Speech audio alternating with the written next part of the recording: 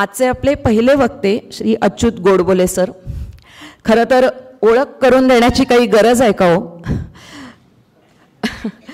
पण एक निवेदिका म्हणून मी अगदी थोडक्यात त्यांच्या कर्तृत्वाचा आढावा घेण्याचा प्रयत्न करते. एक उत्तम वक्ता, लेखक, अनेक ठिकाणी देशविदेशात त्यांची व्याख्यानं झालेली आहेत.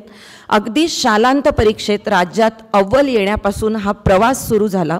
पहिली ते IIT पर्यंत जवळजवळ सर्व परीक्षांमध्ये गणितात सर्वोच्च गुण आणि अनेक पारितोषिकं त्यांना मिळालेली आहेत. ते IIT मुंबईचे केमिकल इंजिनियर. सॉफ्टवेअर क्षेत्रात भारत, इंग्लंड, अमेरिका इथं 32 वर्षांचा दांडगा अनुभव आणि 23 वर्ष जगन्मान्य आंतरराष्ट्रीय कंपन्यांमध्ये CEO, MD सारख्या सर्वोच्च पदांचा अनुभव त्यांच्या पाठीशी आहे. टाटा मॅग्री हिलतर्फे जगभर वापरली जाणारी कम्प्युटरच्या क्षेत्रातील काही पाठ्यपुस्तकं, ज्याच्यामध्ये operating system, data communications and networks, web technologies आणि डिमिस्टिफाईंग कम्प्युटर्स या 4 प्रत्येकी 500 ते 700 पानी पाठ्यपुस्तकांचं लेखन त्यांनी केलेलं आहे. आणि चीनी भाषेमध्ये तसंच इतरही काही भाषांमध्ये या पुस्तकांचा अनुवाद देखील झालेला आहे. AI, IT, कायदा, विज्ञान, तंत्रज्ञान, गणित, संख्याशास्त्र, व्यवस्थापन या विषयांबरोबरच संगीत, साहित्य, चित्र, शिल्प, चित्रपट, अर्थशास्त्र, राज्यशास्त्र, तत्त्वज्ञान, मानसशास्त्र अशा विषयांमध्ये त्यांना विशेष रुची आणि अभ्यास आहे.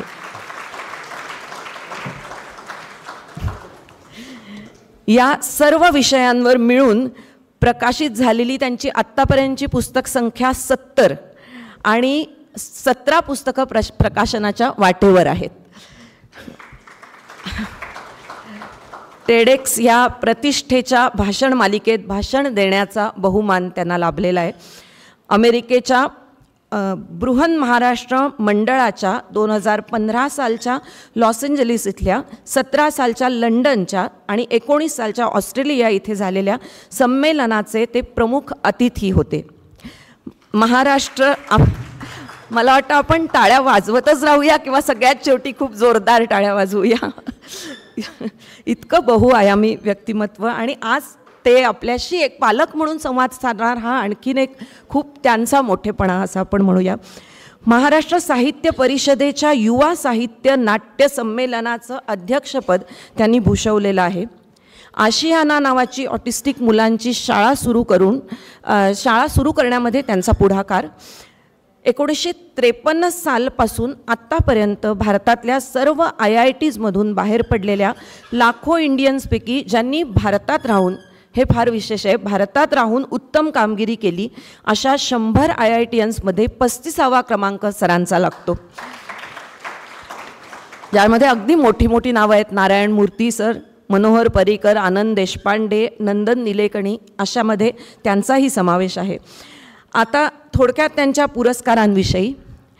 IBM तर्फे 2दा पुरस्कार, पंतप्रधानांच्या हस्ते तब्बल 2दा पुरस्कार, उद्योगरत्न पुरस्कार, IITचा अतिशय मानाचा डिस्टिंग्विश्ड ॲल्युमिनस पुरस्कार, पंडित भीमसेन जोशींच्या हस्ते कुमार गंधर्व पुरस्कार, सह्याद्री वाहिनीचा नवरत्न पुरस्कार, महाराष्ट्र साहित्य परिषदेतर्फे सोनोपंत दांडेकर पुरस्कार आणि जीवन गौरव पुरस्कार, तसंच विविध मान्यवर संस्थांतर्फे तब्बल 5 वेळेला जीवन गौरव पुरस्कारांनी ते सन्मानित आहेत.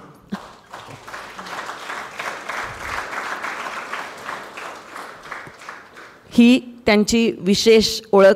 लौकिक अर्थानं मी त्यांची ही ओळख करून दिली, पण गोडबोले सरांचा आधारशी गेली 20 वर्ष घनिष्ठ संबंध आहे, हे फार महत्त्वाचं आहे. या कालावधीत त्यांनी आधारच्या बदलापूर आणि नाशिक या संकुलांना 3 ते 4 वेळेला भेट दिली. नाशिक संकुलाचं उद्घाटन सरांच्या हस्ते झालेलं आहे. आणखी एक अतिशय महत्त्वाची आणि मोठी गोष्ट म्हणजे त्यांच्या विविध कार्यक्रमातून मिळालेलं तब्बल वर्षभराचं मानधन, ती रक्कम त्यांनी उदारपणे आधार संस्थेला दान केली. आणि त्यांच्याच शिफारसीवरून आधारची सातारा शाखा, जी अतिशय मोठं त्याचं इन्फ्रास्ट्रक्चर आहे, तर ती देखील स्थापन झाली. त्यात त्यांचा मोठा वाटा आहे. मी अच्युत सरांना आता विनंती करते की त्यांनी विशेष मुलांचं पालनपोषण आणि समाजातील स्वीकार या विषयावर आम्हाला मार्गदर्शन करावं. धन्यवाद.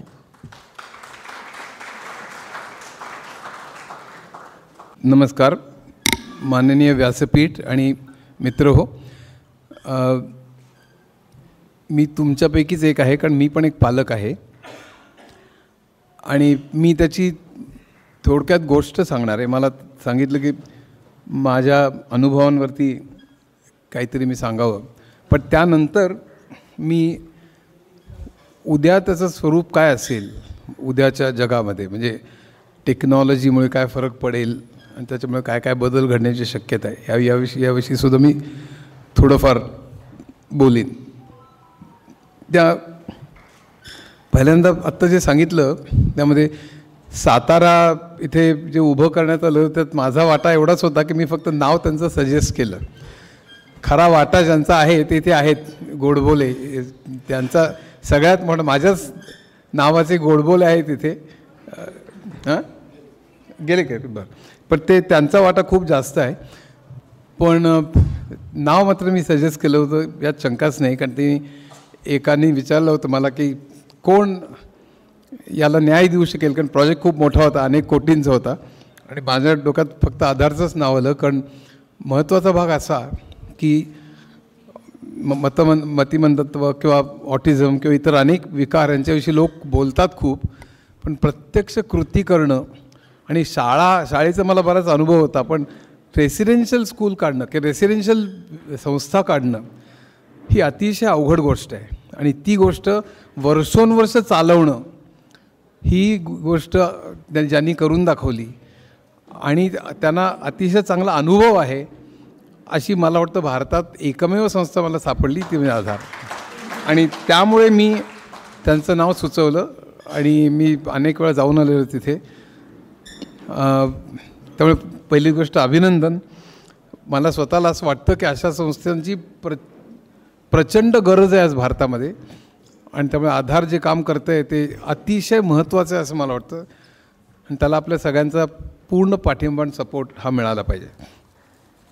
या मला इथे बोलवलं त्याबद्दल आभार पहिल्यांदा. आणि मी माझ्या काही अनुभवांच्या विषयी थोडंसं सांगणार आहे मी आणि त्यानंतर मग सायकॉलॉजीमध्ये कसे बदल घडत आले ह्याच्याविषयी थोडं एक 5-10 मिनटं, नंतर मग टेक्नॉलॉजीविषयी बोलेन मी. माझ्या अनुभवांवरती माझं 1.5 तासाचं भाषण असतं, तेवढं की मी तुम्हाला बोर करणार नाही, पण एक 20-25 मिनटात तुम्हाला थोडक्यात सांगेन. मुख्य म्हणजे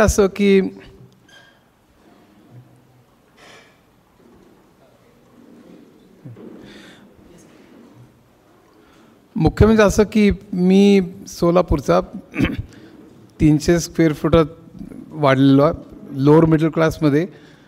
आणि तिथनं म्हणजे मी एवढं का लिहितो, मग लोक नेहमी विचारतात तुम्ही एवढे 70 पुस्तकं लिहिले, एवढं सगळ्यात तुम्ही तज्ज्ञ आहात का? तुम्ही तज्ज्ञ वगैरे काही नाही, पण ते का लिहिलं आहे आणि मी एकंदर प्रवास कसा झाला आणि त्यामध्ये माझा मुलगा ऑटिझम याच्याविषयी कसं सामना करावा लागला अशी थोडक्यात मी गोष्ट सांगणार आहे.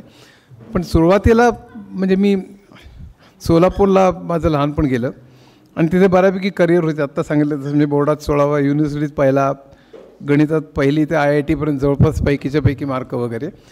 आणि त्यावेळी तुम्ही युनिव्हर्सिटीत पहिले आलात तर तुम्हाला IIT डायरेक्टली ॲडमिशन होती, मग ते JEE वगैरे द्यावी लागायची नाही. पण मला ते सोलापूरला सांगितलंच नाही कोणी, त्यामुळे मी IITला एंट्रन्सला बसलो आणि त्यात ऑल इंडियात काहीतरी 32-22 काहीतरी चांगला नंबर आला.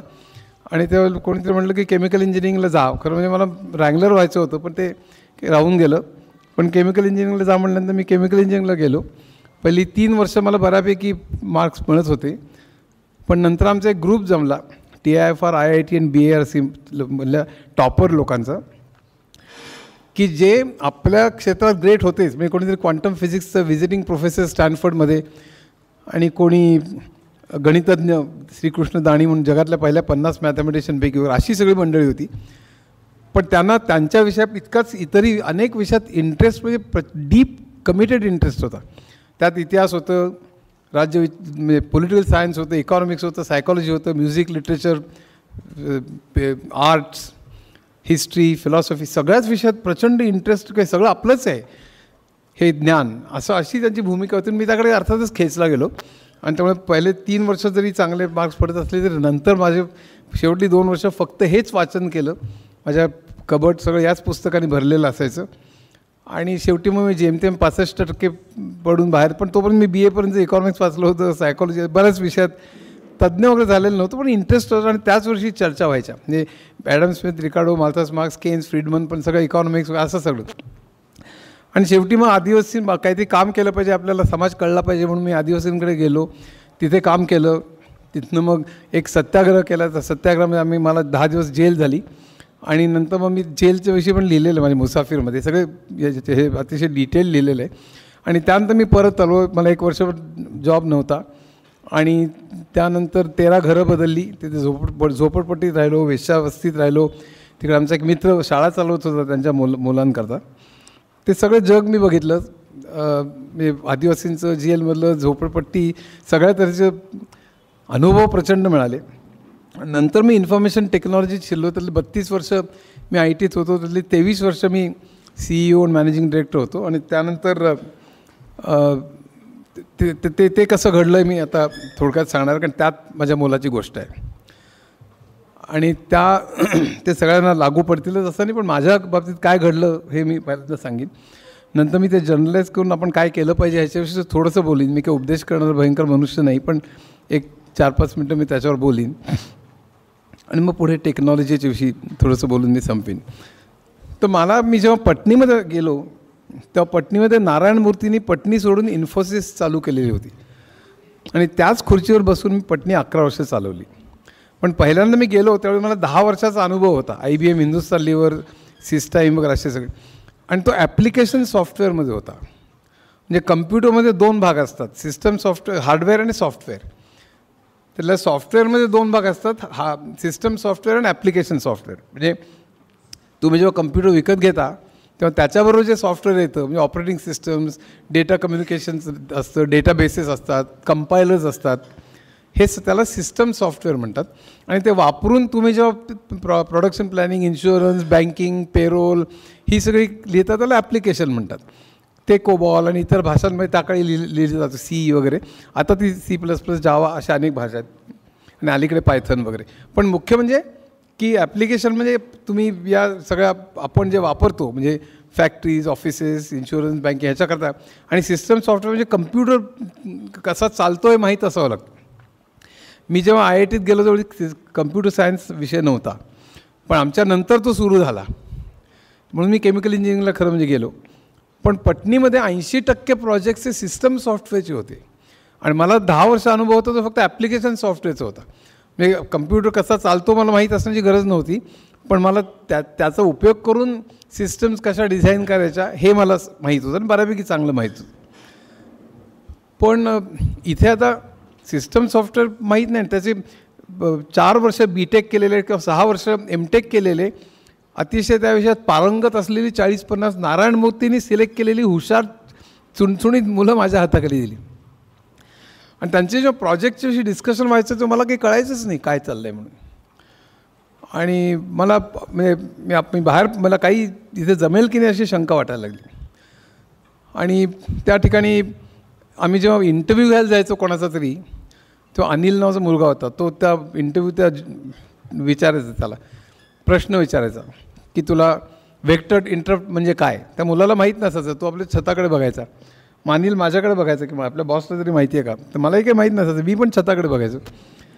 असं सगळं. पण त्यामुळे माझा डिफिडन्स वाढायला लागला, इन्फिरिटी कॉम्प्लेक्स आला, मला भयंकर मन खायला लागलं आणि आपल्याला काही जमत नाही असं. आणि मला असं जमत नाही असं कधी आत्तापर्यंत मला आवडत नाही. म्हणजे कोणीतरी म्हणाला की तू चांगलं दिसायला नाही आहेस, तुझ्याकडे पैसे नाही, तर मला फार काही वाईट वाटत नाही. कोणी जर खरं बोललं तर वाईट कशाला वाटा. पण कोणी तुला येत नाही असं म्हटलं, कारण मला तो इंटेलेक्च्युअल गर्व नव्हे, पण मी चॅलेंज म्हणून घ्यायचं. इंग्लिशचा असाच कोणीतरी अपमान केला होता, मी इंग्लिश सुधारलं होतं. अकाउंटिंगच्या विषयी अपमान केलेलं होतं माझा IBMमध्ये असताना की तुम्हाला एवढं पण अकाउंटिंग येत नाही का.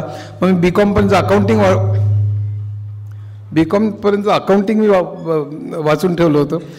त्याच्यावर तर माझी 4 पुस्तकं येतात. अकाउंटिंग, कॉस्टिंग, मार्केट्स आणि फायनान्स, ही 4 पुस्तकं. अकाउंटिंग आलं ऑलरेडी, 3 येत आहेत. तर ते असं सगळं चॅलेंज घेऊन करायचं. पण हा चॅलेंज फार मोठा होता. 4 वर्ष फुल टाईम आणि 6 वर्ष फुल टाईम सिस्टम सॉफ्टवेअर शिकलेले. आणि सिस्टम सॉफ्टवेअर म्हणजे कम्प्युटर डेटा डिजिटल इलेक्ट्रॉनिक्स आलं नाही तर तुम्हाला कम्प्युटर आर्किटेक्चर येत नाही. आर्किटेक्चर नाही आलं तर ऑपरेटिंग सिस्टम्स येत नाही. ऑपरेटिंग सिस्टम नाही आलं तर कंपायलर येत नाही. कंपायलर नाही आलं तर डेटाबेसेस येत नाही. आणि सगळे 400, 500, 600 पानी प्रत्येक विषयाची 3-3 पुस्तकं 4 आणि 6 वर्ष फुल टाईम शिकलेली चंट IITतली 40 मुलं माझ्या हाताखाली. त्यामुळे त्यांच्यात ती डिस्कशन चालायची. मी काही तो अभ्यास केलेला नव्हता. मग ह्यांच्यावर मॅनेजर म्हणून कसं काम करायचं. पण अलीकडे कुठल्याच ह्याच्यात चालत नाही. पण इन्फॉर्मेशन टेक्नॉलॉजी नुसतं मी मॅनेजर आहे म्हणून माझा आहे का असं होत नाही. तुम्हाला तो रिस्पेक्ट कमांड करावा लागतो, अर्न करावा लागतो. मला काही येत नव्हतं. त्यांच्या प्रोजेक्टमध्ये की मी भाग घेऊ शकत नव्हतो. आता करायचं काय, आपल्याला जॉब सोडावा लागतो की काय असं मला नेहमी वाटायचं. खूप डिप्रेशन यायला लागलं होतं. त्याच वेळी मला सगळी दुसरा भाग होता म्हणजे मला सगळी व्यसनही होती. ते कशामुळे लागली काय प्रश्न, भयंकर मानसिक ताणामुळे वगैरे काही नाही, पण मित्रांमुळे लागली. मजा वाटायला लागली. मी रोज 40 सिगरेटी प्यायचो. म्हणजे बिडीपासून ते क्युबन सिगारपर्यंत मला काहीही चालायचं. किंवा मी अर्धी बाटली ड्रिंक घ्यायचो. अर्धी बाटली म्हणजे 2 क्वार्टर्स म्हणजे 6 पेग्स. बहुतांशी लोकांना माहीत असेलच म्हणजे. पण आणि तिथे मला देशी दारूपासून शॅम्पेनपर्यंत काहीही चालायचं. मी भेदभाव वगैरे फार करत नाही. म्हणजे तसंच कलकत्ता 120 नवरत्न मी पानामधला तर PhD होतो. म्हणजे सगळ्यात त्याचे तंबाखू, सगळ्यात त्याची पानं, म्हणजे कलकत्ता देसी बघई सगळ्यांना माहीत असतं. पण महोबा नावाचं एक पान आहे. महोबा UP मधलं एक ठिकाण आहे. मुंबईमध्ये 3च ठिकाणी मिळायचं. मला बरोबर माहीत होतं. म्हणजे प्रभादेवी फाउंटनला आणि गिरगावात बरोबर तिथे जाऊन ते खायचं वगैरे असं सगळं. इतकं ते म्हणजे एकदा तर कंपनीत काम करत असताना म्हणजे लंच टाईममध्ये मी 2 पेग्स मारून घरी यायला लागलो. इतकं सगळं म्हणजे मी पडून खरं मारायचोच. त्यावेळेला मला कोणीतरी सांगितलं तुम्हाला दारू सोडायची आहे का. तर म्हटलं हो सोडायची आहे. मग तो म्हटलं तुम्ही भांग चालू करा म्हटलं. असा सल्ला मला बरोबर पटतो. मग मी नरिमन पॉईंटून निघायचो आणि महालक्ष्मीला यायचो मुंबईला. तिथे भांग मिळते मला माहीत होतं. मग भांग घ्यायचो आणि पुन्हा अंधेरीला यायचो आणि अंधेरीला पुन्हा 2 पेग्स घेऊन पुन्हा घरी यायचो. असं ते पूर्ण मी रसातळालाच गेलो होतो. आणि एका बाजूला जॉब चालला होता. आपल्याला सिस्टम सॉफ्टवेअर येत नाही. कधीतरी मला वाटायचं आपण केलं पाहिजे म्हणून एखादं 500 पानी पुस्तक काढायचं. त्यातलं काही कळायचं नाही. आर्किटेक्चर कळत नाही कारण डिजिटल इलेक्ट्रॉनिक्स येत नाही. मग डिजिटल इलेक्ट्रॉनिक्सचं पुस्तक काढ, ते वाचायला सुरुवात कर, ते पुन्हा यायचं नाही. म्हटलं जाऊ दे, खड्ड्यात गेलं म्हणून पुन्हा बारकडे पावलं व्हायचे. 2 पेग मारून उद्याचं उद्या बघू असं करून सगळं चाललेलं. त्यावेळी तिसरी एक गोष्ट घडली आमच्या आयुष्यात, जी कधी कोणावर येऊ नये पण तुम्हाला माहिती आहे ते त्याचं आयुष्य कसं असतं ते, की माझ्या मुलाला ऑटिझम डिटेक्ट झाला. आणि ही मुलं अर्थात मी तुम्हाला सगळ्यांना माहितीच असेल, पण ऑटो म्हणजे सेल्फ, त्याची इटिमॉलॉजी ऑटोमॅटिक, ऑटोमोबाईल, अमुक तो. ही मुलं इनवर्ड असतात. ते स्वतःतच गुंतलेले असतात. त्यांचे कम्युनिकेशन नसतं किंवा कमी असतं. त्यांना सोशल सेन्स खूप कमी असतो कारण त्यांची नजर भिरी असते. ते अटेन्शन डेफिसिट असते. त्यांची हायपर ॲक्टिव्हिटी असते. बऱ्याच वेळा ती भिरी हे ते आवाज घुमतोय मला वाटतं. भिरी तिथे फिरत असतात. त्यामुळे नजर त्यांची स्थिर नसते. आणि आपल्याला कुठली गोष्ट आपण शिकतो म्हणजे काय करतो तर आपण ते बघतो. ते बघितल्यानंतर त्याचं चित्र, त्याचा तो शब्द काय आहे, त्याचे गुणधर्म काय आहेत. मी आपण मांजर म्हटलं की मांजर हा शब्द, मांजराची प्रतिमा आणि मांजराच्या क्वालिटीज किंवा हे फॅकल्टीज, म्हणजे तो उडी कशी मारतो, काय करतो, मॅव कसं म्हणतो, असं हे सगळं आपण साठवून ठेवतो. म्हणजे मेंदूमध्ये ते साठवताना ते वेगवेगळ्या ठिकाणी साठवलं जातं. माझ्या मनात माझ्या पुस्तकात खूप इंटरेस्टिंग सगळं लिहिलेलं आहे. पण आपण जेव्हा मांजराचा विचार करतो ते एकत्रितपणे आपल्या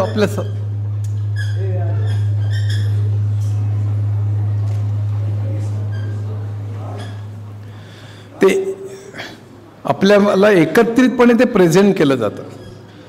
तर हे सगळं ऑटिस्टिक मुलांमध्ये ते होणं जवळपास अशक्यच असतं. कारण ते एकत्रितपणे कॉन्सन्ट्रेशन होऊन ते आपण शिकणं हेच शक्य नाही. कारण नजरसारखी बिरबिरसारखा हायपर ॲक्टिव्हिटी असतो. शिकणंच आणि त्यांना जगाशी संबंधच नसतो. त्यामुळे लर्निंग डिसॅबिलिटी ही अगदी जवळपास खात्रीलायक असते. त्यांना खूप वेळ लागतो बघाच.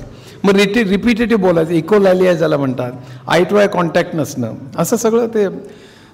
तर पहिल्यांदा मी राजेंद्र बर्वेकडे गेलो. राजेंद्र बर्वे दादरला त्याची कन्सल्टिंग रूम होती. त्याला म्हटलं, त्यांनी माझ्या मुलाचं नाव निहार, त्यांनी निहारला बघितलं आणि त्यांनी सांगितलं की याला हे वाटतोय, म्हणजे ऑटिझम वाटतोय, पण आपण काही काळ जरा थांबूया, आपण विचार करू. त्याच्या शेजारी दादरला आनंद नाडकर्णीची कन्सल्टिंग रूम होती. आनंद नाडकर्णी माझा 45-40 वर्ष माझा मित्र. मग त्याच्याकडे गेलो. त्याला मी निहारविषयी बोलतो असं सांगितलं नाही. त्याला सांगितलं की ऑटिझम म्हणजे काय असतं रे. तर त्याने मला सांगितलं ऑटिझम म्हणजे ती मुलं एज्युकेबल नसतात, ती सोशिएबल नसतात, त्यांच्याकरता आपण काहीतरी करून ठेवायला पाहिजे. त्यांच्याकरता आपल्याकडे निवासी संस्थांनी शाळा पण नाही, त्यावेळी शाळा पण नव्हती. ऑटिझम ऐकलेलंच नव्हतं लोकांनी. म्हणजे पिडियाट्रिशियन्सना सुद्धा माहीत नव्हतं ऑटिझम. फक्त सायकॅट्रिस्टना किंवा न्यूरोलॉजिस्टना काही माहीत होतं. म्हणजे तो आपल्याकडे अवेअरनेसच नव्हता, सगळ्यांना नाही पण कित्येकांना. अमेरिकेत सुद्धा नुकताच अवेअरनेस निर्माण व्हायला लागलेला होता. रेन मॅन या सिनेमाने खरं म्हणजे तो अवेअरनेस बराच निर्माण केला ऑटिझमच्या विषयी. तर असं सगळं चालू होतं. आणि त्यावेळेला जेव्हा आनंदनी सांगितलं मला हे, तेव्हा छातीत धडधडच व्हायला लागला. आम्ही दोघेही रडत रडतच घरी गेलो. आणि मग त्यानंतरचा 1-2 आठवडे ब्रिटिश काउन्सिलमधली ऑटिझमची सगळी पुस्तकं वाचली. त्यावेळी कळलं की ह्याच्यावर उपाय नाही. मग अनेक थेरपिस्टनी त्यातले आपण हे कमी करू शकतो, पण त्याचा उपाय नाही. पूर्ण बरा झाला, जसं आपण ताप आला आणि गोळी घेतली आणि तर बरा झाला, असं ऑटिझमचं होत नाही. किंवा इतरही काही मानसिक विकारांचं होत नाही, सेरेब्रल पाल्सी असे इतरही अनेक. पण ऑटिझम आणखीनच कॉम्प्लिकेटेड प्रकार. तर मग आता करायचं काय. मग म्हणलं आपला तर जॉब चालला आहे आता इथे, आणि जॉब चालला आहे आता म्हणतो की आपल्याला पैसे जमा केले पाहिजेत, कारण आपल्यानंतर कोण, तिथे आधारचा संबंध येतो. म्हणून मी सांगतोय आपल्यानंतर काय हा पेरेंट्सच्या पुढे सगळ्यात मोठा यक्ष प्रश्न असतो की आपल्यानंतर काय होणार आहे.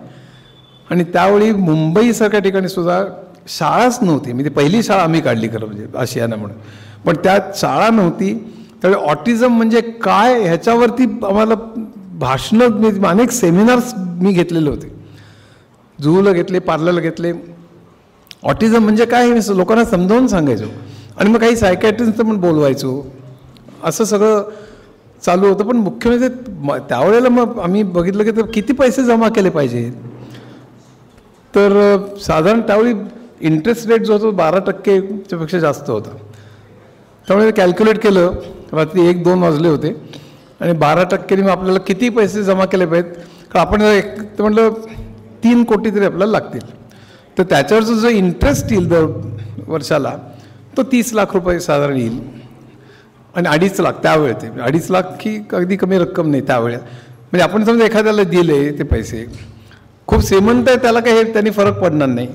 पण एखाद्या चाळीत राहणाऱ्याला किंवा झोपडपट्टीत राहण्याचा पण प्रेमळ एखाद्या कुटुंबाला दिले तर तो गाडी ठेवू शकेल, तो त्या मुलाकडे बघू शकेल, आणि तो स्वतः ड्रायव्हर ठेवू शकेल. इतके पैसे आपण जमा केले पाहिजे की त्याला त्याचं अप्रूफ वाटलं पाहिजे की त्याला काहीतरी सुविधा मिळाल्या पाहिजेत, आणि तो त्याच्याकडे बघेल, स्वतःचं कुटुंबही सांभाळेल. असे म्हणजे आपल्याला साधारण 3 कोटी जमा केले. मग बँक बॅलन्स बघितला. 10 वर्ष जॉब झाल्यानंतर माझा बँक बॅलन्स 200 रुपये होता. कारण तोपर्यंत सगळे कोणीतरी चळवळीतल्या एखाद्या माणसाला मदत कर, कुठेतरी. मला गाण्याची खूप आवड आहे, त्यामुळे त्याला LPs, क्लासिकलच्या किंवा इतर ह्याच्या LPs घे,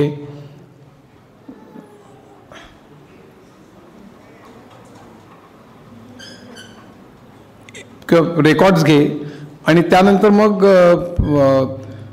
किंवा पुस्तकांमध्ये किंवा व्यसनांमध्ये असे सगळे पैसे घालवलेले. त्यामुळे फक्त 200 रुपये शिल्लक राहिले होते. आणि जमवायचं ते 3 कोटी, आणि इथे जॉब चाललेला होता. मग आता करायचं काय. बरं, निहार सारखा घरात हे करायचा. बाहेर आम्ही शाळेत त्याला घातलेलं होतं, आणि तो शाळेत तिथे नॉर्मल स्कूलमध्ये आम्ही घातलं. आणि नॉर्मल स्कूलमध्ये घातल्यानंतर तिथे त्याला तो एकदम पळायला लागायचा. त्याचा अनुभव अनेक लोकांना असेलच. म्हणजे एकदम पळायला लागायचा, एकदम कुठेतरी ॲग्रेसिव्ह व्हायचा, एकदम कधी टाळ्या पेटायचा, एकदम हात असे हाताला फ्लॅपिंग ज्याला म्हणतात तसं सगळं चालू झालं. तर त्यावेळेला इतर सगळे पेरेंट्स तक्रार करायला लागले, आपल्याकडे ही व्यवस्था अजून नाही. म्हणजे ज्याला दोघांनी मिळून शिक्षणाची जी काही व्यवस्था आहे ती व्यवस्था आपल्याकडे खूप त्यावेळी तर मुळीच नव्हती. म्हणजे आणि आपल्याकडे तर मध्यमवर्गीय पेरेंट्स कसे असतात बघा, त्या मुलांमुळे आमचं नुकसान होत आहे वगैरे असं सगळं ते चालू झालं. आणि त्यामुळे मग त्याला या शाळेतनं त्या शाळेत, त्या शाळेतनं या शाळेत असं करत करत करत करायचं काय असा सगळा प्रश्न चालू झाला. मी त्याला बऱ्याच वेळा मग गाडीतनं आम्ही फिरायला घेऊन जायचो, गाणी लावायचो. त्यामुळे आज त्याला गाण्याची खूप आवड आहे. त्याची यूट्यूबवर काही गाणी पण आहेत. त्याला गाण्याची प्रचंड आवड आणि त्याला अनेक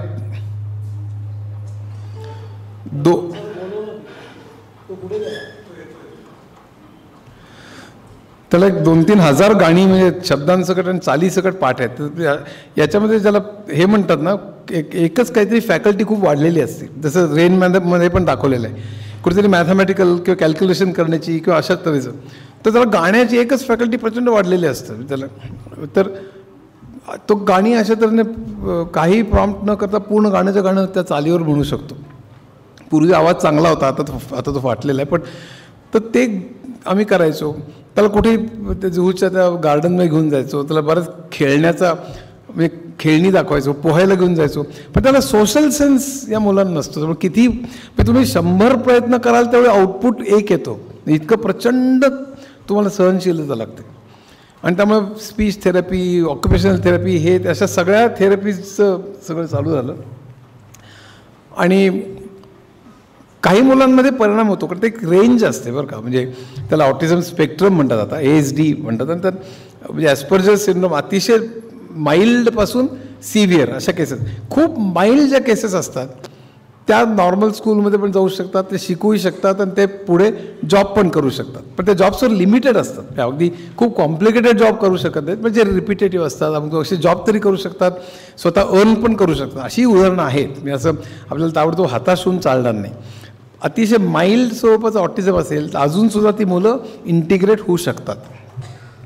पण जर का ते किंचितचं सिरियस असेल, जे माझ्या बाबतीत होतं म्हणजे, आणि कम्युनिकेशनच नसेल तर मग ते खूप अवघड जातं. आणि त्यामुळे आम्हाला ते करणं काही अजिबात शक्य नव्हतं. मग आता पुन्हा मी मूळ स्टोरीकडे येतो की ते मग करायचं काय, आपल्याकडे पैसे तर नाहीत आणि आता जॉब तर आपला चाललेला आहे, आपल्याला 3 कोटी जमा करायचे आणि निहार नुसतं गरगर फिरायचा, हातवारे करायचा आणि आपल्याला ते सगळं समोरचं दृश्य रोज बघायचं. प्रचंड डिप्रेशन मला आलेलं. मी जुहूच्या समुद्रापाशी येरझारा घालायचो, कित्येक वेळा आत्महत्येचे विचार यायचे, आता करायचं काय म्हणून. आणि मला कीव केलेली कोणी आवडत नाही. अरे त्या बिचाऱ्या निहारचे वडील अशी माझी आपली ओळख होणार आहे का? आपली ओळख ती होणार आहे का नाही? ह्यांनी इतक्या कंपन्या उभ्या केल्या, यांनी इतक्या संस्थांना मदत केली, यांनी एवढी पुस्तकं लिहिली, यांनी अमुक केलं तमुक केलं, आणि इतका घरी प्रॉब्लेम असून सुद्धा यांनी एवढं केलं, अशी आपल्याला ओळख पाहिजे का? बिचाऱ्या निहारचे वडील म्हणून आपण मरणार आहोत. मी एका रात्रभर येरझारा घातल्या आणि येरझारा करून मी ठरवलं की मला हे चालणार नाही, कोणी ते कीव केलेलं मला चालणार नाही. आणि मग दुसऱ्या दिवशी उठलो आणि पहिले 10 मिनटात सगळी व्यसनं सोडली. 10 मिनटात 2 वर्ष मी पूर्ण सिगरेट, दारू हे सगळं चाललं होतं. आणि त्यानंतर मी वाचायला सुरुवात केली. सगळे एकमेकात गुंतलेले कॉम्प्लिकेटेड विषय सगळे, आणि सगळे मॉरिस मॅनो, टॅननबॉम, स्टॉलिंग, सगळी पुस्तकं 600-600 पानी, 500 पानी एकात एक. आणि मी काही म्हणजे IIT-मध्ये 4 वर्ष आणि 6 वर्ष पूर्णपणे फुल टाईम तर मी म्हणजे जॉब करत असताना शिकणं मला भाग होतं, एकलव्यासारखं. लकीली माझं घर जवळ होतं, पण 9 ते 5 मी स्ट्रिक्टली, त्यामुळे 9 ते 5 घरी यायचो त्यावेळेला, त्या काही दिवसात किंवा आठवड्यात, महिन्यात. आणि 5ला आलो की मी वाचायला सुरुवात करायचो 9पर्यंत रात्री. अर्धा 1 तास जेवण आणि टॉयलेट वगैरे अशा. आणि 9 वाजता मी हे केलं की 9 वाजता मी झोपायचो. 9 वाजता झोपलो की मी 2 वाजता उठायचो सकाळी. 2 वाजता उठलो की 2 ते सकाळी 9 म्हणजे पुन्हा 7 तास, त्यातले पुन्हा अर्धा 1 तास इतर गोष्टींना. सातत्य, हे वाच, ते नाही कळलं तर ते अलीकडलं पुस्तक वाच, ते नाही कळलं तर असं सगळं प्रचंड स्ट्रगल करत कित्येक वेळा कळायचं नाही, कित्येक वेळा वैतागायचा, कित्येक वेळा पुन्हा बारकडे पावलं जायची, पुन्हा परत स्वतःला खेचत आणायचं, असं सगळं खूप म्हणजे प्रचंड स्ट्रगल होतं. अनेक आठवडे गेले, शेवटी मला थोडं थोडं कळायला लागलं. काही महिने गेले, मला आणखीन कळायला लागलं. म्हणजे पटणीमधल्या काही मुलांनी पण मला मदत केली त्याच्यामध्ये. पण ते सगळं स्वतःला इतक्या प्रचंड स्ट्रगल आणि डिटर्मिनेशनने करावं लागलं. फायनली मला बऱ्यापैकी त्यातले संबंध कळले. म्हणजे ज्या दिवशी कम्प्युटर कसा चालतो अगदी मायक्रो प्रोग्रामच्या लेवलवरती, त्यावेळी मी चक्क घरात एकटा नाचलेलो. मी इतकं मला कुठली गोष्ट कशी चालते ह्याच्यात आनंद आहे. तेच इकॉनॉमिक्स, सायकॉलॉजी, फिलॉसॉफी सगळीकडे तेच आहे तत्व. म्युझिक, लिटरेचर, लॉ सगळीकडे. म्हणून एवढी पुस्तकं लिहिली. पण मुख्य ते ज्यावेळी कळलं मला कम्प्युटर कसा चालतो त्यावेळी मी एकटा नाचलेलो आहे मी. आणि मग मात्र मला संबंध कळायला लागले. मग मी त्यांच्या प्रोजेक्टमध्ये थोडं भाग घ्यायला लागलो. इंटरव्ह्यूमध्ये मी पण प्रश्न विचारायला लागलो. मग त्यांना वाटलं ते गोडबोले वाचतायत बरं का. मग त्यांचाही थोडा रिस्पेक्ट वाढला. आणखीन काही महिने गेले, पुन्हा माझं वाचन चालूच होतं. वीकेंडला तर मी 18 तास वाचायचो. 18 तास म्हणजे फक्त 6 तास, 18 hours. म्हणजे डिटर्मिनेशन समोर निहार असायचं. म्हणजे आपण समजा आत्ता थकलो तर सगळं कुटुंब कोलॅप्स होणार आहे, म्हणजे सगळंच. त्यामुळे मग ते सगळं शेवटी मला बऱ्यापैकी समजायला लागलं. आणि त्यानंतर मग म्हटलं की आता आपण या विषयावर पुस्तकच लिहू. सगळ्यात अवघड विषय ऑपरेटिंग सिस्टम्सचा. ऑपरेटिंग सिस्टम्सवरती मी 700 पुस्तक लिहिलं. ते नारायण मूर्तींपासून सगळ्यांनी त्याचं कौतुक खूप केलं. आणि त्याचं मग चायनीज भाषांतर झालं. मग सगळं चीन, जपान, कोरिया, तैवान, सिंगापूर सगळीकडे मिळतं ते. मग डेटा कम्युनिकेशन नेटवर्क्स लिहिलं, त्याचं पण चायनीज झालं, ते पण सगळीकडे गेलं. मग वेब टेक्नॉलॉजीज लिहिलं, मग डिमिस्टिफाईंग कम्प्युटर्स लिहिलं. आणि त्या सगळ्यांना मग पत्नी मला म्हणाले, IIT, IBM, तुझी करिअर चांगली, तू इंग्लिश चांगलं बोलतोस, प्रेझेंटेशन देतोस, आता टेक्नॉलॉजी पण माहिती, आता मला मदत करायला आहे. मग बॅग उचलायची. आमचं बॉस्टनला MITच्या शेजारी माझं ऑफिस होतं अमेरिकेमध्ये. बॅग उचलायची. आज लॉस एंजलिस, उद्या सॅन फ्रान्सिस्को, परवा ॲटलांटाचं, असं सगळं सुरू झालं. पहिले 1-2 वर्ष अमेरिकेत सगळ्या ठिकाणी परत शिकलो, बऱ्याच चुका केल्या. पण त्यानंतर मात्र मी जर्मनी, युरोप आणि युरोप, जपान आणि ऑस्ट्रेलिया इथे ऑफिसेस काढली आणि ती सगळी चालवली ऑफिसेस. आणि मग 150 वेळा जगप्रवास हे सगळं झालं. पण अमेरिकेत 6 ऑफिसेस, युरोपमध्ये 3, जपानमध्ये 2, ऑस्ट्रेलियात 1 अशी साम्राज्य चालवली. हाताखाली हजारो सॉफ्टवेअर इंजिनियर्स असायचे. चेन्नई, बंगलोर, पुणे, मुंबई याची सगळी सॉफ्टवेअर सेंटर्स होती. आणि प्रचंड मोठे म्हणजे. आणि मग प्रचंड वैभव अनुभवलं. म्हणजे फर्स्ट क्लास आणि बिझनेस क्लासशिवाय प्रवास केला नाही. 5-7 स्टारशिवाय राहिलो नाही कुठे. आणि शेवटी मग CEOचे पगार वगैरे वाढलेले होते. मग शेवटी वर्षाला 3 कोटीच्या ऑफर्स नाकारून, कारण निहारकरता जे करायचं होतं तेवढे जमले, त्याच्यापेक्षा बरेच जास्त जमलेत हे मला लक्षात आलं. आता पैशाकरता आपण करायचं नाही, तर आपण आता मराठीमध्ये ज्ञान आणलं पाहिजे. म्हणून 25 वर्षापूर्वी मी ही जॉब ऑफर्स नाकारून मग मी मराठीमध्ये लिहायला लागलो. आणि मग मी आता 70 पुस्तकं लिहिली या सगळ्या विषयांवर. मॅथमॅटिक्सवरती 3, सायकॉलॉजीवर 8 पुस्तकं, त्यातली बरीच आहेत तिथे. इकॉनॉमिक्सवरती 3-4 आणि सायन्स टेक्नॉलॉजीवरती खूपच. अलीकडे माझं आर्टिफिशियल इंटेलिजन्स आणि डेटा सायन्स आणि इंडस्ट्री 4.0 वगैरे अशी सगळी झाले. पण या सगळ्यामध्ये मला सांगायचा मुद्दा हा की असंच सगळं प्रत्येकाला जमेल असं नाही. मला ते करावं लागलं. मला फक्त आता या सगळ्या ह्याच्यामध्ये पेरेंट्सना फक्त सांगायची एकच गोष्ट आहे की यामध्ये आपण धीर न सोडता 2 गोष्टी कराव्यात असं मला वाटतं. पहिली गोष्ट की एक म्हणजे आपल्या नंतर काय हा विचार आपण ताबडतोब केला पाहिजे. खरं आम्ही खूप उशिरा केला.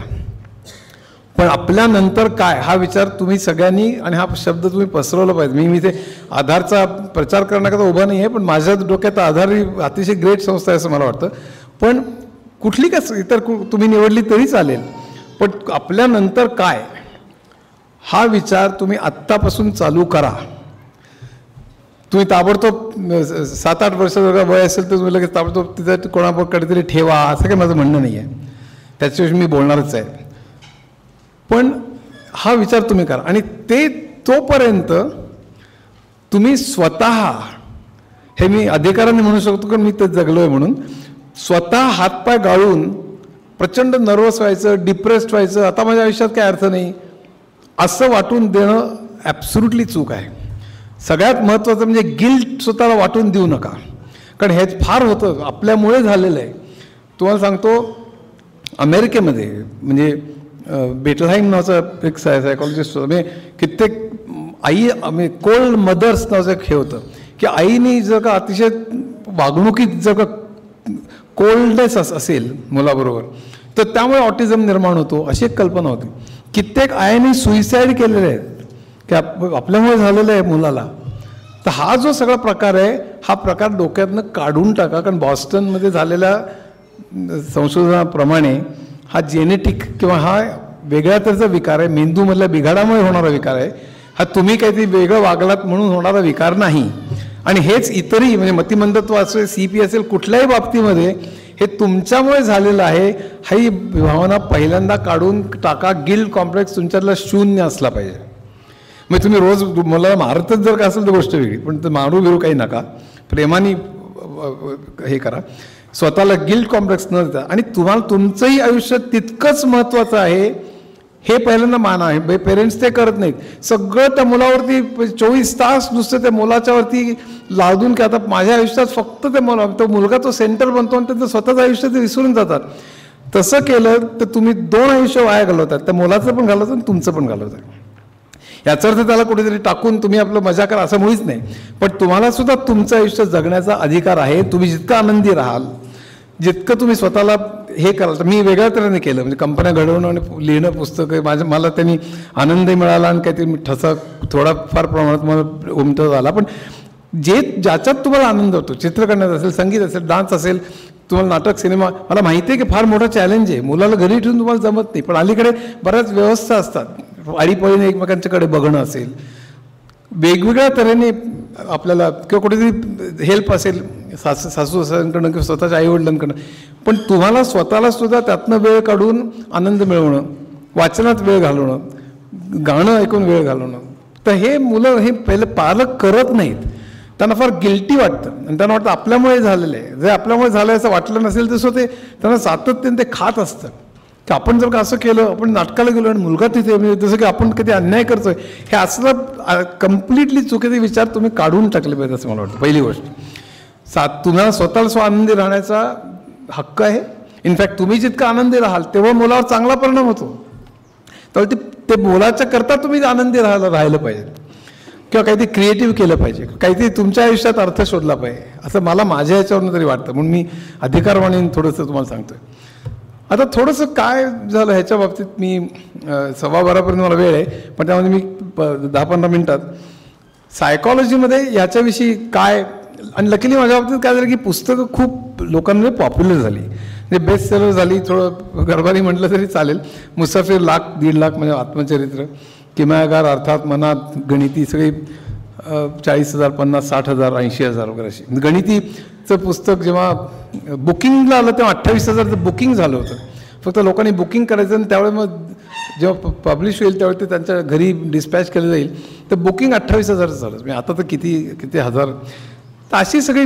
आणि लोकांचं मला प्रेम प्रचंड मिळतं. म्हणजे जिथे जाईन तिथे मी परवा फर्ग्युसनमध्ये बुक एक्झिबिशन होतं, तिथे मी फक्त 2-3 तास होतो. तर अक्षरशः दर 1 मिनिट असं गेलं नाही की 20-20 लोक असे धावून येत होते आणि घेराव घालत होते. आणि तुमच्यामुळे हे बदललं, तुमच्यामुळे मला किमयागारमुळे विज्ञानाची आवड लागली, मी आता स्टॅनफोर्डमध्ये लेक्चरर आहे, अर्थातमुळे माझं इकॉनॉमिक्स मला कळायला लागलं, मी आता IMFमध्ये आहे, किंवा गणिती मला गणित कळायला लागलं. झपूर्जामुळे मला, इनफॅक्ट झपूर्जामुळे मला लिटरेचर कसं शिकवायचं हे कळलं. असं 20 तरी लोकांनी मला सांगितलं. आता पण इंग्लिश शिकवणार आहे PhD लोकांनी.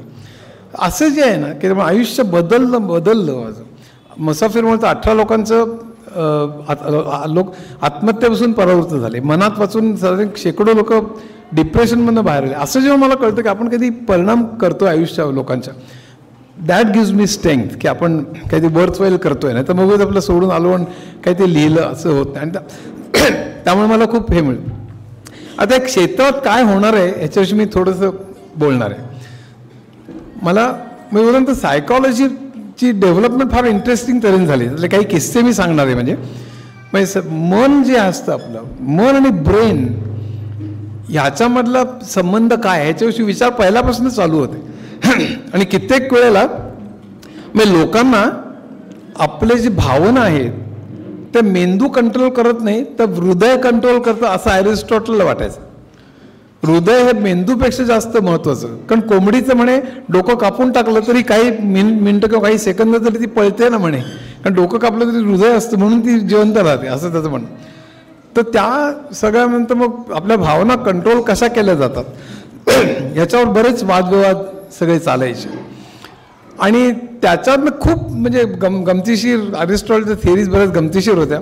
मग गेलन आला, गेलनच्या वेळी ग्लॅडिएटर्स होते रोममध्ये, बरेच त्यांच्या हे चालायच्या ग्लॅडिएटर्समध्ये बरेच युद्ध चालायची आणि ते सगळे लोक दुरून असे बघायचे, टाळ्या पेटायचे आणि ते मारायचे. त्यावेळेला ते मेले की त्याचं मेंदू कापू म्हणजे काढून त्याच्यावर संशोधन गेलन करायचं रात्री जाऊन वगैरे असे सगळे गोष्टी. तर त्या सगळ्यामध्ये मेंदूला महत्त्व कसं आलं हा जो सगळा प्रकार आहे. तर त्याच्या अगोदर म्हणजे लोकांना आपल्या भावना आणि बुद्धी हे दोन खूप मेजर भाग आहेत ना आपल्या मेंदूचे किंवा सायकॉलॉजीमधले सगळ्यात महत्त्वाचे भाग. ते दोन भाग कशामुळे घडतात किंवा कशामुळे बदलतात तर त्यासाठी फ्रेनॉलॉजी नावाची एक सिस्टीम निघाली. ते वेळच होतं. फ्रेनॉलॉजी म्हणजे आपल्या डोक्याच्या कवटीचा आकार हा बघून त्या माणसाचा स्वभाव ओळखता येईल. आपल्याकडे जसं गल्ली गल्लीत अलीकडे पूर्वी टेलिफोन बूथ असायचे तसे फ्रेनॉलॉजीची सेंटर्स होती. ते माणूस जायचा आणि आपल्या डोक्याचा तो मोजमाप घ्यायचा, कर्कटक आणि पट्टी बिट्टी घेऊन सगळे मोजमाप करायचं डोक्याची आणि त्यानंतर सांगायचं हा माणूस कसा आहे, प्रेमळ आहे, रागीट आहे, अमुक धमुक वगैरे असं. मग दोन माणसं लग्न होणार असते तर दोघेही जायचे तिकडे, पत्रिका दाखवायचं तसं ते फ्रेनॉलॉजीकडे. मग तो दोघांच्या डोक्याची मोजमाप घ्यायचं आणि सांगायचं यांचं पटेल नाही पटणार वगैरे असं. तर अशा तरी सगळं गल्लोगल्ली युरोपमध्ये फ्रेनॉलॉजी. गॉल नावाचा एक मनुष्य होता, त्यांनी वेळ सुरू केलं आणि ते सगळं युरोपभर पसरलं. कारण लोकांना हे समजून घ्यायचं होतं की भावना किंवा बुद्धी कशी चालते, त्याचं मेंदूशी संबंध काय, ह्याच्यावरती त्यांचं सगळं हे चाललेलं होतं. मेस्मर नावाचा मनुष्य होता, ते चुंबकीय, कारण त्यावेळेला मनोविकार होणं ही भयानक त्याच्या मागे हे होतं की मनोविकार होणं म्हणजे त्याला इतकं वाईट समजलं जायचं की त्यांच्यासाठी जी रुग्णालय होती ती रुग्णालय म्हणजे तुरुंगापेक्षा वाईट होती. त्यांना मारहाण केली जायची, त्यांना पायाला दंड म्हणजे मोठी वजनं वगैरे ठेवलं जायचं, त्यांना उलटं टांगून हे करायचे, जोडलं जायचं, असं सगळं तिथे होत होतं. तर या सगळ्यामध्ये मनोरुग्णालयात जी सुधारणा झाल्या त्या डोरोथी डिक्स नावाच्या बाईंनी केल्या आणि ते सगळं मनातमध्ये मी लिहिलेलं आहे. पण त्या सगळ्यामध्ये अतिशय भीषण, मग त्यावेळेला त्यांना चेटकिणीसारखं म्हणजे लोक रस्त्यात येऊन मारायचे वगैरे असं सगळं, आणि गुन्हेगारांबरोबर त्यांना ठेवायचं, त्यांना वेडच म्हटलं जायचं.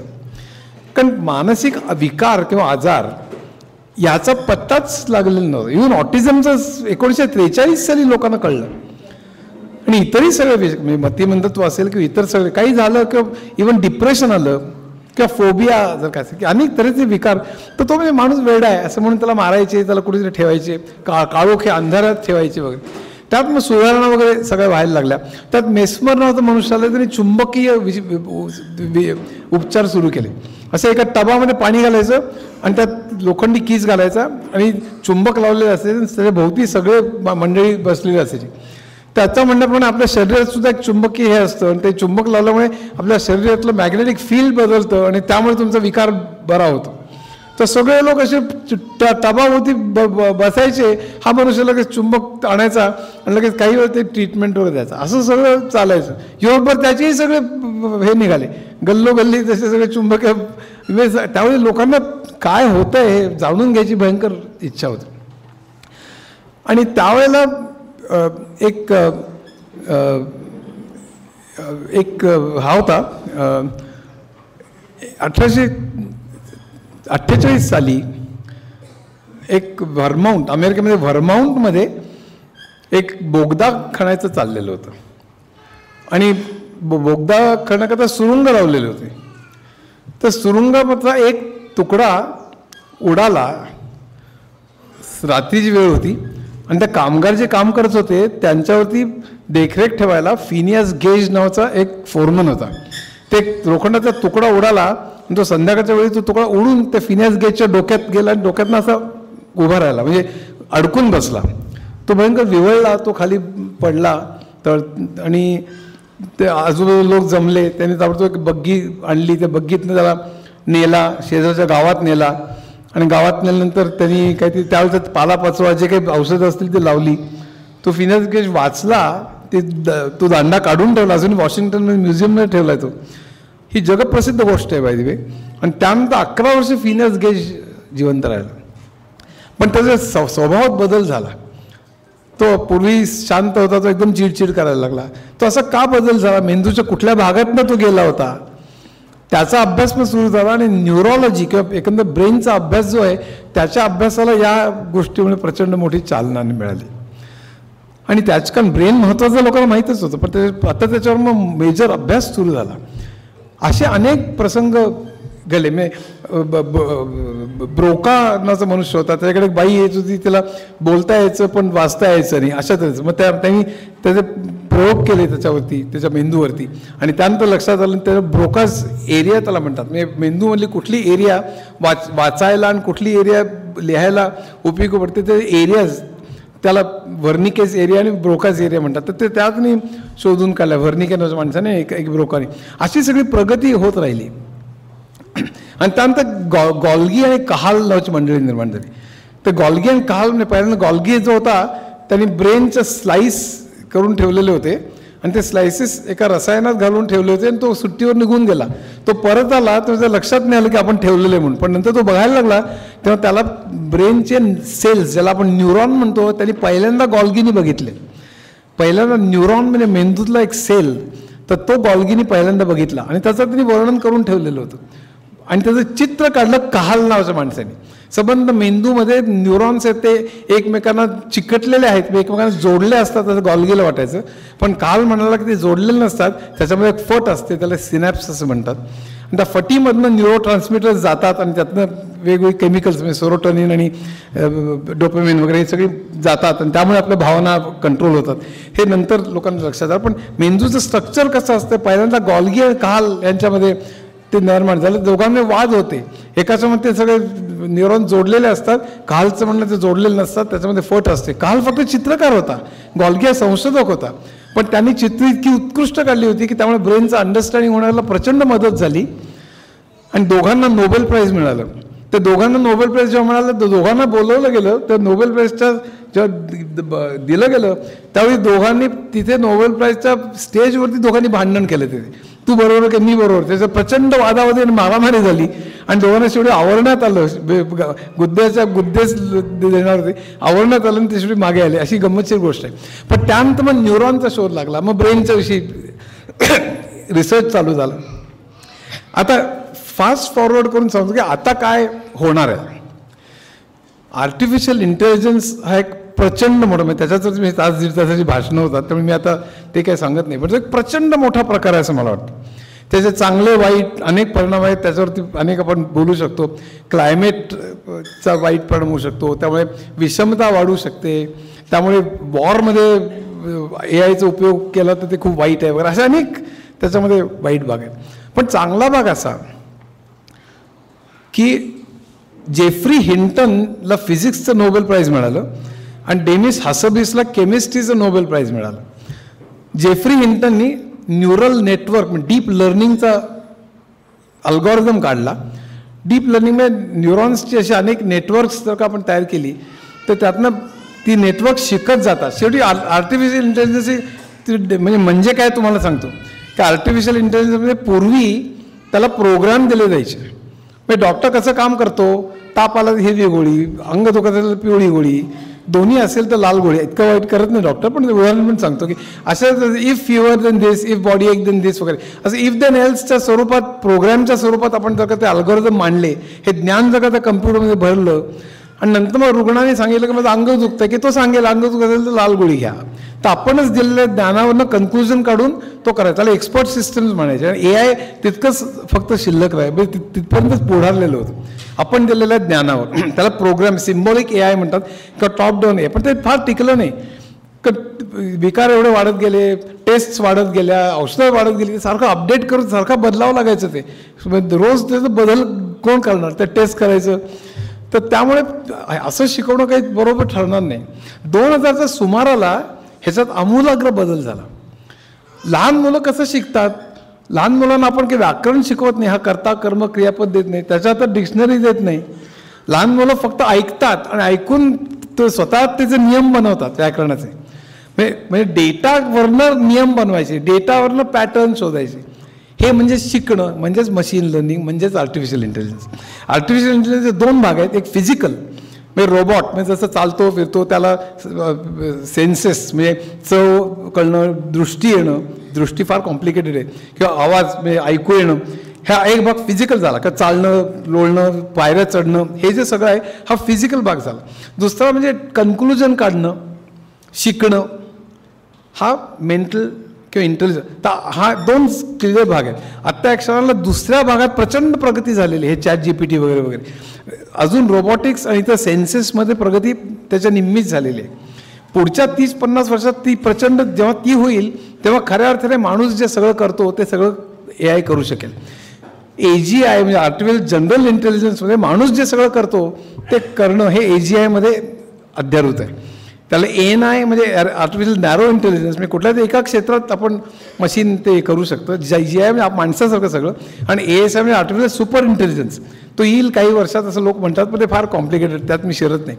प्रश्न असा आहे की हे जेव्हा त्याच्याकडे जे आपलं चाललं आहे, फिजिकलला वेळ बराच लागेल, पण जेव्हा लॉजिकल कन्क्लुजन काढणं, विचार करणं, तर त्यामध्ये डेटावरनं शिकणं म्हणजे मशीन लर्निंग. आता म्हणजे उदाहरण तुम्ही एखाद्या बँकेतचे 5,000 कस्टमर्स आहेत, त्या कस्टमरचं उंची, वजन, अमुक तमुक सगळं, पगार, सेक्स, किती वर्ष अनुभव आहे, कुठे राहतो, गाडी आहे की नाही, सगळं डेटा दिला 5,000 लोकांचा. आणि त्याला चांगलं वाटलं संबंध शोध, तर त्याला स्टॅटिस्टिक्स लागतं बरंच. तर ते संबंध शोधायला सुरुवात केली आणि त्याने असं काढलं की जो 3 वर्षाचा अनुभव आहे आणि जो ग्रॅज्युएट झाला आणि जो MBA झालेला आहे तो गाडी घेण्याची शक्यता 95%. असं म्हटलं की ती बँक लगेच त्यांच्या अशा लोकांचे मोबाईल नंबर घेऊन त्यांच्या कॉल सेंटरला देते आणि ते आपल्याला फोन करायला लागतं, तुम्हाला कार लोन हवं आहे का, कार लोन हवं आहे का. हे कसं येतं ते असं 5,000 लोकांचे 200 लोकांना फोन करायला लागतात. This is data science, this is data analytics, की this is artificial intelligence, this is machine learning. ते हे करता यावं आणि ते करता येण्याकरता तुम्ही जर का न्यूरल नेटवर्क जसं ब्रेनमध्ये असतं तसं तुम्ही कृत्रिम तऱ्हेने तयार केलं, त्याला ANN म्हणतात, आर्टिफिशियल न्यूरल नेटवर्क. त्याचे अनेक लेयर्स जर का असतील त्याला डीप लर्निंग म्हणतात. त्याचा शोध जेफ्री हिंटनने लावला म्हणून त्याला नोबेल प्राईज मिळालं 3 वर्षापूर्वी. दुसरं नोबेल प्राईज मिळालं तर डेमिस हासबीसला मिळालं, तो आता गुगलमधला डीप माइंडचा चीफ आहे. त्यांनी प्रोटीन फोल्डिंगचा शोध लावला. आणि प्रोटीन जे आपल्या शरीरातलं सगळ्यात महत्त्वाचं हे आहे, म्हणजे कुठलेही ड्रग तुम्हाला करायचं असेल तरी प्रोटीन सगळ्यात महत्त्वाचं असतं. ते प्रोटीन फोल्डिंगमुळे शरीरातल्या जेनेटिक रचना, प्रोटीन कसे निर्माण करायचे, अस्तित्वात असलेल्या प्रोटीनचे काय परिणाम होतील, त्याचे हे सगळ्यावर इतका प्रचंड प्रकाश पडला. डेमिस हसबीसच्या तुम्ही व्हिडिओज आहे का, तो नोबेल लॉरेट म्हणतो की पुढच्या 10 वर्षात, हे आपल्याला अविश्वसनीय वाटेल, पुढच्या 10 वर्षात आपल्याला नोन सगळे मेजर विकारांवर आपण मात करू शकू AI मुळे. हे केवढं स्टेटमेंट आहे बघा. त्याचं कारण काय आहे की प्रचंड मोठा डेटा जर का तुम्ही दिला तर त्या डेटावरनं तो शिकतो. आता गुगलने एक प्रयोग केला, उदाहरणार्थ मी 5 मिनिटात संपवतो आहे, म्हणजे 12-15 होत आलेले तुम्हाला. हां, तर गुगलने एक प्रयोग केलेला आहे सुंदर पिचाईनी. दक्षिणेकडल्या अनेक हॉस्पिटल्समध्ये त्याने अनेक लोक घेतले आणि त्या सगळ्या अनेक लोकांचे म्हणजे त्यांच्या डोळ्याचं स्कॅन केलं त्यांनी. आणि अशा लोकांचे पुढच्या 1 वर्ष, 2 वर्ष, 3 वर्ष, 4 वर्ष, 5 वर्ष, 6 वर्ष, 10 वर्ष असं गेल्या 8-10 वर्षातलं त्यांचं काय झालेलं आहे ह्याचा स्टडी केला, अशा लाखो लोकांचा. आणि त्या स्टडीवरून त्यांनी आता डेटावरनं शिकणं म्हणजे मशीन लर्निंग. मग असं म्हणायचं 1, 3, 5, 7 पुढचा आकडा कुठला, आपण आता IQमध्ये प्रश्न विचारतो, म्हणजे डेटावरनं पॅटर्न शिकणं असं ते असतं. तर त्यांनी त्या डेटावरनं तो, आणि त्याला न्यूरल नेटवर्क वापरतात, त्यात अल्गोरिदम शिरत नाही मी, पण त्या डेटावरनं त्यांनी कन्क्लुजन काढली. त्या आपण डोळ्याचं स्कॅन तुम्ही जर का दिलात आता, त्याला 2 वर्षांनी हार्ट अटॅक येण्याची शक्यता, याला 3 वर्षांनी अल्झायमर होण्याची शक्यता, याला अमुक, हे सगळं त्या स्कॅनवरनं तो प्रेडिक्ट करू शकतो. इथपर्यंत सगळी मजल गेलेली आहे. समजा तुम्ही अनेक रोगांचे, अनेक विकारांचा, लाखो हजारो लोकांचा डेटा दिलात, कोलायटिस असेल, अमुक तमुक सगळं असेल, त्याच्यावरनं त्याला शिकवलं ते कसं ओळखायचं ते, तर तो ताबडतोब ते विकार ओळखायला शिकतो. एक्सरेचे स्कॅन, आता रेडिओलॉजिस्ट नव्हता काय काही शिल्लक राहणार नाही असं लोक म्हणतात, कारण तुम्ही एक्सरे काय कुठल्याही स्कॅन त्याला हजारो लोकांचे दिले आणि त्याला शिकवलं की असं असेल तर TB, असं असेल तर अमुक कॅन्सर, असं असेल तर आणि तेवढंच नाही की फक्त स्कॅनवरनं नाही, पण ब्लड रिपोर्ट असा असेल तर, कारण सगळं डिजिटल आहे आता, blood report, x-ray, CT scan, MRI सगळं डिजिटल आहे. त्यामुळे त्याला शिकवणं तर अशक्य नाही की हा विकार झाला असेल तर ब्लड रिपोर्टमध्ये हे येईल, एक्सरेमध्ये हे दिसेल, एक CT स्कॅन असं दिसेल, ECG असं दिसेल. हे सगळं तुम्ही शिकवलं, 1000 पेशंट्स त्या विकाराचं दाखवलं, त्याला शिकवलं सातत्याने, तर तो शिकू शकेल. तर हा जो प्रकार आहे हा डायग्नॉसिसचा प्रकार झाला. आणि नवीन औषधं निर्माण करण्याकरता किंवा ते जेनेटिक जे काही विकार असतात, ऑटिझम उदाहरणार्थ काही 3 का काही वेगवेगळे जीन्सचा ह्याच्यामुळे होतो, कित्येक ह्याच्या जेनेटिक आणि एन्व्हायरमेंटल असे दोन्ही प्रकार असतात, दोन्ही संबंध असतात. पण एस्पेशली त्यातले संबंध शोधण्याकरता जो प्रचंड डेटा लागतो, अनेक लोकांचा डेटा दिला तर त्यातले संबंध तुम्हाला शोधता येतात की त्यातल्या. आता म्हणजे जेनेटिक सिक्वेन्सिंग 2000 सालीच झालेलं आहे, पण आता त्याचे संबंध शोधणं जे पूर्वी मॅन्युअली भयंकर अवघड होतं ते आता AI मुळे आणि एस्पेशली उद्या क्वांटम कम्प्युटिंगमुळे प्रचंड वेगाने घडणार आहे. आणि त्यामुळे आपल्याला त्या विकारांची कारणं आणि त्या विकारांवरती औषधं हे सुद्धा खूप लवकर होईल असं डेमेस हसवीसला वाटतं. आणि मला स्वतःला असं वाटतं 10 वर्ष नाही, पण एक 20-25 वर्षात बऱ्याच मेजर गोष्टींवरती आपण हे करू शकू. एक आणखीन परवा स्टॅनफर्डचं एक हे झालं, मी त्या फेसबुकवरती लिहिलं होतं, ते अनेक लोकांनी वाचलं, फॉरवर्ड केलं. तर स्टॅनफर्डमध्ये त्यांनी उंदरावरती ऑटिझम रिव्हर्स करण्याचं चक्क उपाय शोधला. पण फक्त अनफॉर्च्युनेटली फक्त उंदरावरती. मी त्याशी कम्युनिकेशनमध्ये आहे, तो स्टॅनफर्डमधला सायंटिस्टची मी चक्क ईमेलवरती कम्युनिकेशनमध्ये आहे. पण तो म्हणला अजूनही, आणि तो कधी पुण्यात आला होता काय गेल्या वर्षी, तर पुन्हा तो आला की मी त्याला भेटणार आहे. पण तो म्हणतो इट्स टू अर्ली. अमेरिकेत अशी पद्धत आहे की तुम्ही त्याला FDAचं अप्रुव्हल लागतं, फूड अँड ड्रग, पण ते अप्रुव्हल नसेल आणि पेरेंटने एखादं सांगितलं की मी तरीसुद्धा घ्यायला तयार आहे ते टेस्ट जे काय असेल ते, माझ्या हिकमतीवर मी ते टेस्ट घ्यायला तयार आहे, तर तुम्हाला ती अलाउड असते. पण हा म्हणाला की त्याच्या स्टेजपर्यंत जो आलेला नाही आहे का, ते उंदरावरती झालं म्हणजे माणसावर येईल असं नाही, त्यात बरेच कॉम्प्लिकेशन्स असतात आणि त्याच्यात अल्फा म्हणजे अनेक तऱ्हेचे ते टेस्ट्स असतात. पण तुम्ही जर का पेरेंट म्हणाल की त्या टेस्टपर्यंत 5 वर्ष लागतील, FDA अप्रूव्हल होईपर्यंत, मी माझ्या मुलावरती टेस्ट करायला तयार आहे, तर नॉर्मली आम्ही परवानगी दिली असती, पण अजून आम्ही त्या स्टेजला आलेलो नाहीत. पण माझ्यामध्ये 1-2-4 वर्षात ते नक्की येईल असं माझा अंदाज आहे. तर मला जेव्हा पेरेंट्स विचारतात की आमच्या मुलाचं काय, तेव्हा मी पहिल्यांदा विचारतो की तुमच्या मुलाचं वय 10च्या खाली आहे का, साधारण इव्हन 15च्या खाली आहे का. ते जर का असेल तर तुमच्या मुलाला प्रचंड होप्स आहेत पुढे. कारण पुढच्या 20 वर्षात AI आणि क्वांटम कम्प्युटिंगनी काय होईल, धुमाकूळ जे घालेल ह्याला काही सुमारच नाही. मी अगदी छातीठोकपणे सांगू शकतो, सगळ्यावर मात करू शकू की नाही मला चिक्का, म्हणजे अगदी कॅन्सरपासून सगळ्या गोष्टी इतका प्रचंड चालू आहे सध्या. आणि त्याच्यात AI आणि क्वांटम कम्प्युटिंग तर खूप मेजर फास्ट, क्वांटम कम्प्युटिंगने पॅरलली अनेक गोष्टी होऊ शकतात, त्यामुळे ते प्रचंड वेगाने सगळं होणार आहे. त्यामुळे आता माझ्या मुलाचं वय 43 आहे, त्यामुळे माझंच 76 चालू आहे. त्यामुळे पुढे कोणी म्हटलं 20 वर्षाचं कसं होणार आहे, तर तो पण आम्ही म्हणजे खाली किंवा वर बहुधा खालीच असू, पण त्यामुळे माझ्या आयुष्यात काही घडेल असं नाही. पण एकंदर समजा तुमच्या मुलाचं किंवा मुलीचं वय 10च्या खाली असेल तर is a huge amount of hope for you, हे मला सांगायचं आहे. अजिबात don't lose your heart. Even 15 असेल, इव्हन 20 असेल, तर पुढच्या 5 वर्षात 10 वर्षात बरंच काय होण्याची शक्यता आहे. याचा तर पूर्ण रिव्हर्स होईल. तो मुलगा लगेच त्यामुळे नॉर्मल बोलायला लागलं, कारण एवढी वर्ष गेलेली असतात, ती रिकवर करायला वेळ लागतो.